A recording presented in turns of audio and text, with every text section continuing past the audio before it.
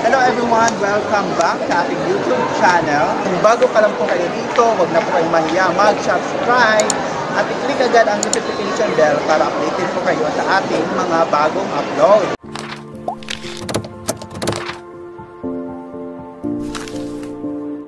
Nandito po tayo sa plant exhibit kung saan ay dinidisplay nila ang lahat ng kanilang mga plant, mga variety of plants, di ba? Ayan, napapansin nyo sa mga paligid, ayan, kamot-saring mga tanim, tulad na lang itong tinatawag nilang money tree, ayan, at mga orchid, ayan, na kung saan ay mabisang pampaswerte yan sa ating mga bahay. Pinapaniwalaan ko, pag kayo po ay mayroong tanim na orchid sa inyong bahay, ay napakaswerte ito. Kaya mainam na maglagay kayo ng mga orchid para maakit ang mga swerte sa inyo.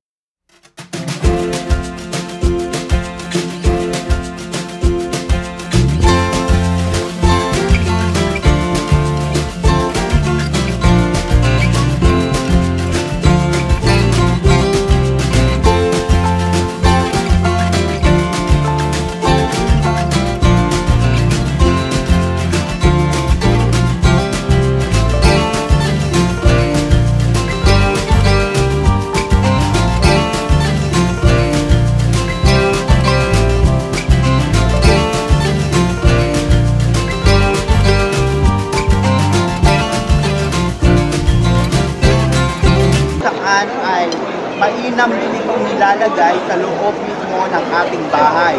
Pwede itong ilagay sa entrada ng inyong bahay o di kaya sa mga sala o sa mga, kahit sa mga kwarto. Mainam maglagay nito.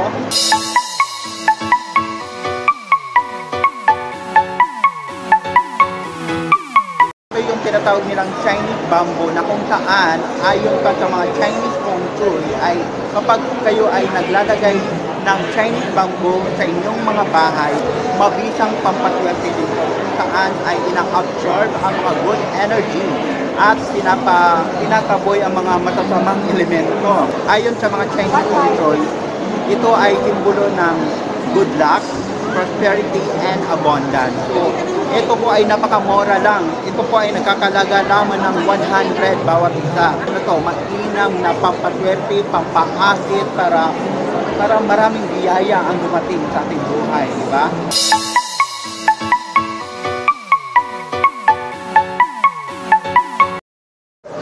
Ang saingan din? Variegated. Ha? Variegated ivy, tama ba? Variegated, ayan. Variegated ivy? Variegated ivy. Sinasabi na ito ay napakaganda ilagay sa ating bahay. Ayan. So, pwede nyo po ito ilagay sa mga outdoor or sa mga entrada ng inyong bahay.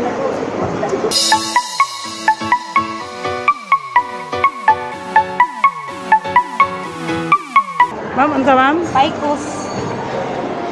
Maicos? Maicos? Ito ay tinatawag na Maicos variegated. Ayan.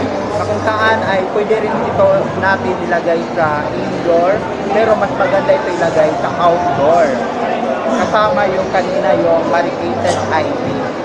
Ayan. Ang hinahanap ko dito ay the ivy agua. Hindi ko pala.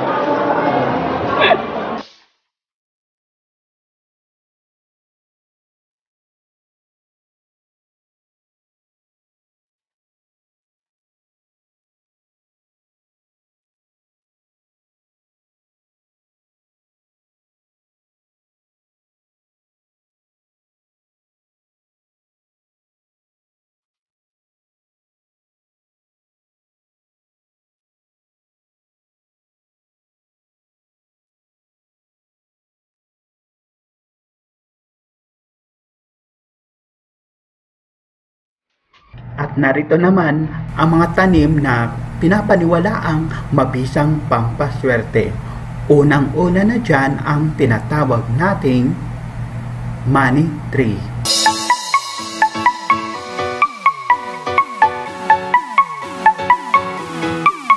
Ayon sa mga Chinese feng shui, kapag kayo po ay mayroong money tree sa inyong mga bahay, ito ay mabisang nagpapaakit ng maraming biyaya, lalong-lalo na po sa usaping pera. Mainam din ito ilagay sa mga sala o di kaya sa entrada ng ating bahay. Ang sunod naman ay ang tinatawag nating jade plant.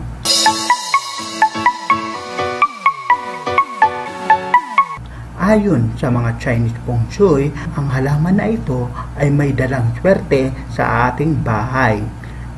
Kadalasan itong inilalagay sa entrada ng ating bahay dahil pinapaniwalaan ang paglalagay ng jade plant sa entrada ng ating bahay ay nagpapaakit ng maraming biyaya at mainam din itong nag-a-absorb ng good energy.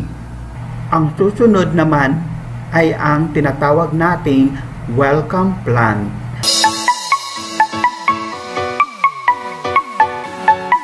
Matatandaan ay ginamit din natin sa ating nakaraang vlogs kung saan po ay inilagay natin ang pampaswerteng ampaw nito. Sa mga hindi pa nakapanood, maaaring panoorin kung paano natin ginagawa ang ampaw at isinapit sa ating welcome plant.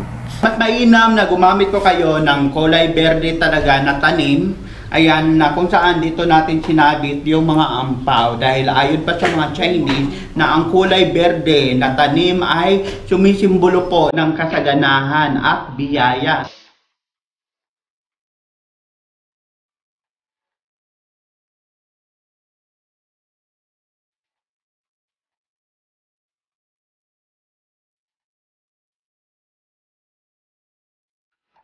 Ang plan. O, dyan ay meaning niya. Welcome. Welcome. Sabi nakalahin niya sa welcome natin ng GG. Uy, Oh. kanigahi man ni pwede mo na painitan. Kanto, di man to pwede. Niya, watery man to. Mabita to ino na kuman siya. Andas ka. Adi, ito siya pwede initan.